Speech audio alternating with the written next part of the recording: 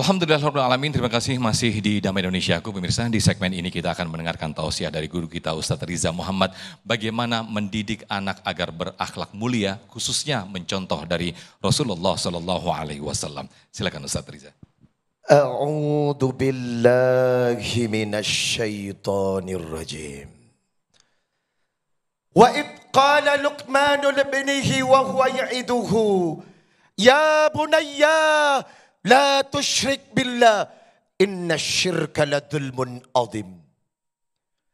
Wa wassayna al-insana biwalidayhi hamalathu ummuhu wahnan ala wahni wa fisaluhu fi amaini an ishkurli wa liwalidayka ilayyal masir. Berikan amanat kepada anakmu. Ajarkan kalimat pertama yang harus ia pahami. Ya bunai, la tusyrik billah. Jangan pernah mempersekutukan Allah. Inna syirka la dhulmun adhim. Siapa yang berani mempersekutukan Allah, ia telah melakukan kezaliman atau dosa yang sangat besar. Ajari kepada anakmu. Wassaynal insana biwalidai. Hormati ibu dan bapakmu. Hamalathu ummuhu, terutama ibumu yang mengalami 3 kelelahan yang tidak dialami oleh seorang laki-laki dan para suami saat mengandung, melahirkan dan menyusui. Bersyukurlah kepada Allah dan kepada ibu bapakmu. Quran surah Luqman surat 31 ayat 13 dan 14. Sadaqallahul azim, maha benar Allah dengan segala firman-Nya. Assalamualaikum warahmatullahi wabarakatuh.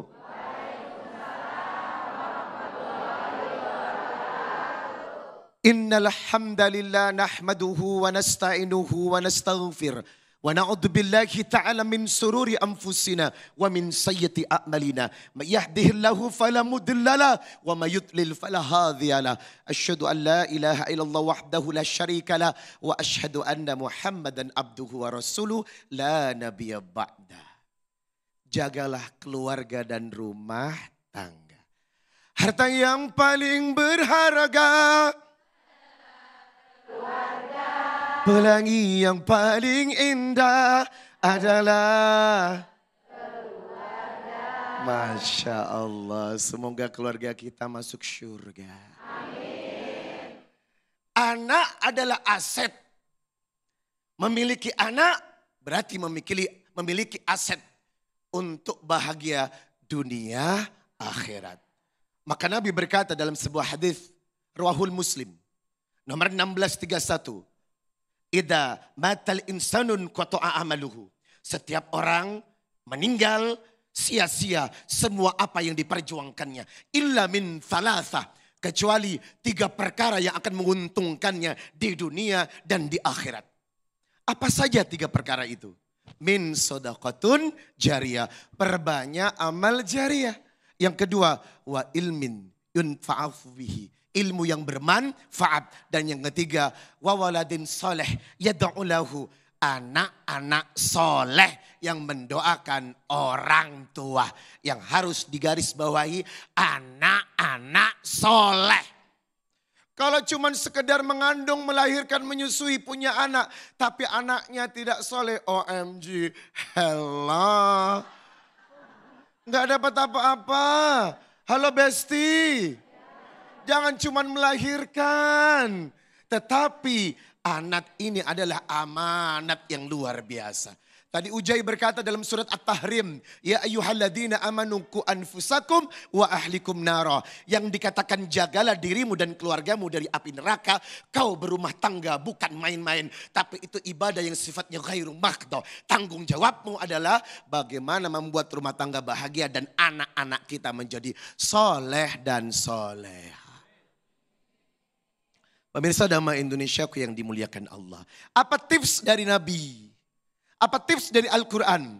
Agar anak kita menjadi soleh dan soleha. Yang pertama adalah doa. Karena soleh dan soleha itu hidayah. Mayyahdillahi. Siapa yang diberikan hidayah sama Allah. Fahuwal muhtadi. Maka orang itu akan menerima hidayah. Wa mayudlil faulaika humul khasirun. Yang tidak mendapatkan hidayah, dia rugi. Makanya hidayah itu dijemput dengan doa. Ibu, dulu waktu berhubungan dengan suami baca doa tidak? Oh jujur. Doa berhubungan adalah dari Nabi, ya enggak? Apa doanya? Kok bismillah doang? Ibu, jangan-jangan ibu mendoakan dengan doa Allahumma lakasumtu, enggak kan? Jangan salah, berhubungan suami istri ada doanya. Allahumma janibna syaitana. Wajib ini syaitan ma razaqtana. Itu doa. Nabi berkata, siapa yang berhubungan badan membaca doa ini, maka anaknya terhindar dari gangguan setan. Wow. Doa enggak kemarin? Sebelum bikin anak berdoa. Itu ajaran Nabi. Agar apa? Dapat hidayah anak kita tidak diganggu setan dan tidak menjadi anak yang durhaka. Yang kedua, setelah anak itu lahir, proses dalam kandungan pun terus berdoa. Sampai anak itu lahir. Doa yang pertama yang diajarkan Nabi Ibrahim dalam surat 37 ayat 100, surat Saffat. Rabbi habli minas solihin. Doa yang kedua surat Al-Imran 38 yang diajarkan oleh Nabi Zakaria. Hunalika da'a Zakaria Rabbah. Qala Rabbi habli min ladunka dzurriyyatan thayyibah. Innaka sami'ud doa. Dan yang ketiga doa yang diajarkan oleh Allah dalam surat Al-Furqan. Surat 25 ayat 74. Rabbana hablana min azwajina wa dhurriyyatina qurrata a'yun waj'alna lil muttaqina. Dahsyat. Kalau bibir kita basah dengan doa, saya yakin keturunan kita akan menjadi keturunan yang soleh dan soleha. Langkah yang kedua, bagaimana mendidik anak agar menjadi anak yang soleh dan soleha, tergantung perbuatan emak bapaknya. Halo, emaknya begundal, anaknya begundal. Betul? Ismail tidak akan lahir dari seorang wanita, kecuali wanita itu sehebat Hajar. Betul? Nabi Isa tidak akan lahir kecuali lahir dari rahim seorang wanita yang suci bernama Siti Maryam.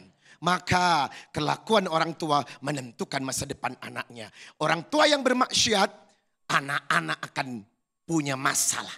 Suami yang bermaksiat, istrinya bertingkah. Istri yang bermaksiat, anak-anaknya juga bertingkah. Itu kenapa? Hal jazaul ihsan illal ihsan. Kebaikan yang antum usahakan akan melahirkan kebaikan. Atau surat Al-Isra ayat ke-7. In ahsantum ahsantum li anfusikum wa in asatum falaha. Setiap kebaikan yang kau usahakan akan lahir kebaikan. Tingkah laku anakmu bergantung pada dirimu.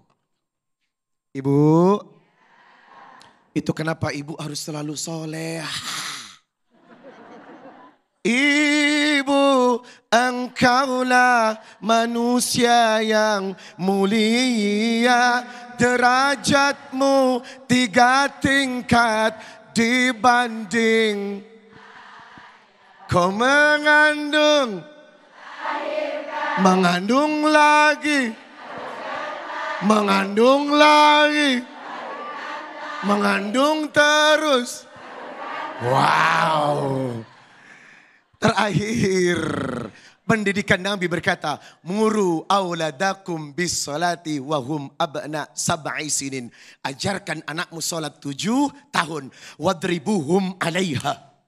Pukul anakmu kalau tidak mau salat. Wahum abna asyri sinin. 10 tahun. Berarti 10 tahun anak yang tidak salat ada punishment. Ada hukuman yang lebih tinggi. Jangan biarkan anak Anda tidak salat. Karena perintah pertama yang diturunkan nabinya untuk keluarga kepada anaknya. Muru auladakum bis solati. Didik anakmu untuk mengenal solat. Wa farriku bainahum fil madoji. Dan pisahkan tempat tidurnya di usia 10 tahun. Jangan mau seorang anak tidur dengan ibunya di atas 10 tahun. Akhirnya terjadi perzinahan antara ibu kandung dengan anak kandungnya. Berita sudah banyak menjadi saksi. kelalaian kita kepada hadis Nabi. Semoga apa yang dikabarkan Quran dan lisan Rasulullah menjadi kekuatan kita. Menjadikan anak-anak kita soleh dan soleha. Amin ya Rabbal. Amin, amin, ya Rabbal Alamin. Terima kasih, Masya Allah, Ustaz Riza Muhammad telah memberikan tausiah kepada kita semuanya. Mudah-mudahan kita semua menjadi orang tua yang mampu mendidik anak-anak kita menjadi anak-anak yang berakhlak mulia. Nah, pemirsa, kita akan lanjutkan tausiah yang sangat luar biasa sekali ini di sesi tanggung jawab. Namun sebelumnya, guru kita, Ustaz Riza Muhammad, akan berbagi berkah bersama para jamaah bersama Luwak White Coffee. Tetaplah bersama kami di Damai Indonesiaku.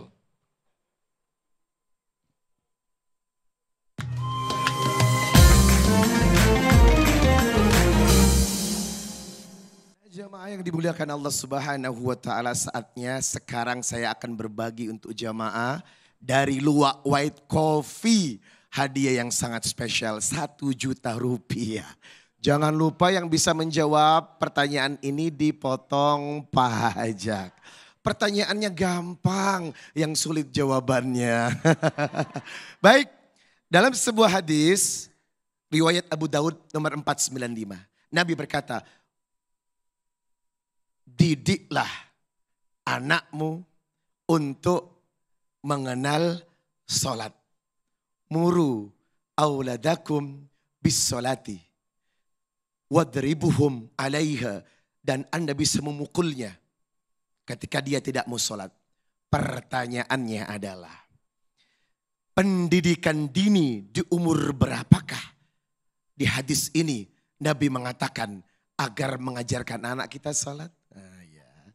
Silakan. Dengan Mbak siapa? Dengan Ibu Hera. Ibu Hera. Ibu Hera, Masya Allah, hadiahnya sudah siap. Wow, Masya Allah, 1 juta rupiah kalau benar. Coba sebutkan hadis yang tadi saya sampaikan. Di usia berapa Nabi mengajarkan pendidikan dini agar anak-anak sudah mulai mengenal sholat? Bismillahirrahmanirrahim. Sejak umur 7 tahun Pak Ustadz. Takbir, Allahu Akbar, Alhamdulillah. Ya, muru awladakum bisalah wahum abna sab'i sinin. Pendidikan dini untuk anak agar mengenal sholat di usia 7 tahun. Selamat, 1 juta rupiah. Jangan lupa dipotong pajak. Terima kasih Pak Ustadz. Dan kuis ini dipersembahkan oleh Luwak White Coffee.